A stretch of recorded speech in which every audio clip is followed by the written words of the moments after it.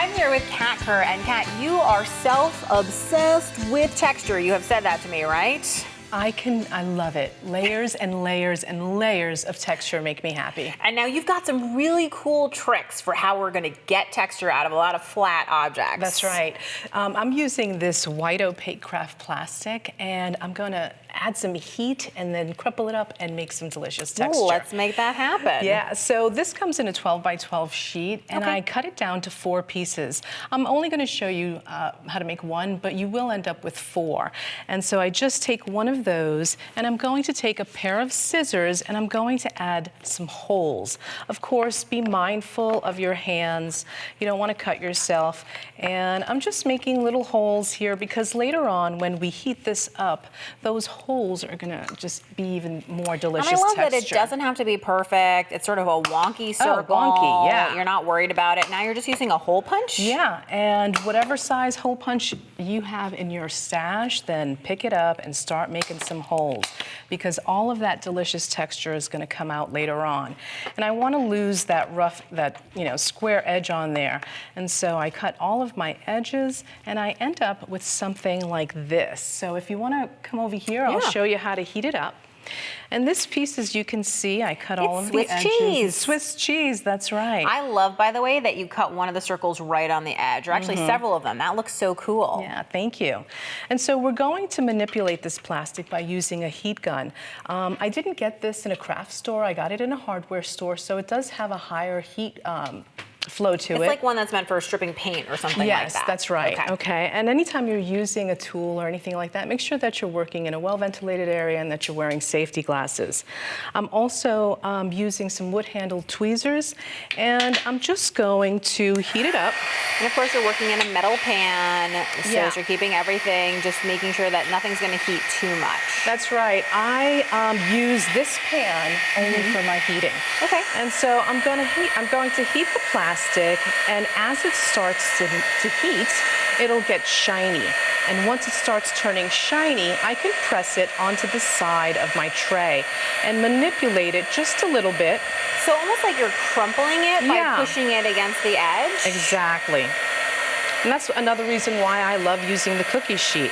You can see that I'm just gently manipulating it, and I would continue to do this until the entire piece is nice and textured, okay?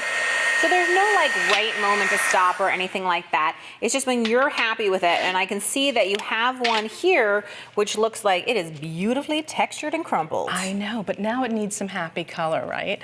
So we're going to use the alcohol inks to add some color. And you can apply this 2 ways. You can apply it directly. Oh, I forgot to cut that open. Hold on a second. I guess you need to cut it open, right? I was going to say, alcohol inks are a great surface, are a great product for non-porous surfaces. That's right. So plastic, for instance, which can be difficult, it's just a thing that goes really smoothly onto that kind of surface and is permanent. That's right. And the colors are super vibrant, which I absolutely love. And if you notice, I do have some wax paper on my surface here just to protect the surface. And so you can spread it with a brush if you want, but they also have these fine tip nozzles, so you can direct the color to wherever you want. And you're going to cover all of your pieces with the alcohol. And I'm noticing in the places where it's thicker, meaning you didn't brush it out, it looks darker. Is that true? That's how it's gonna dry? And I love that because it gives the color different value. And to add even more texture, I have some rubbing alcohol. I don't know if I could still do it, but it just adds a little bit of texture. And so once your pieces are all covered with the alcohol ink, I'm going to add... It looks like candy. It's so brightly colored, and I love how it's still so shiny. It almost looks wet. Yeah, I love it. And so now I'm just going to add some black splatters, and I'm also using some acrylic paint. And I'll finish it with just some art spray. And this is in gold, and I picked the gold because it absolutely sparkles. I'm not spraying it. I actually like to apply it this way because I have a little bit more control of the color when I do it this way. I love that you say you have more control and then you immediately just sort of fling it around. But it doesn't go all over. It just goes in this little corner right here. So of course you do it however way you like to do it.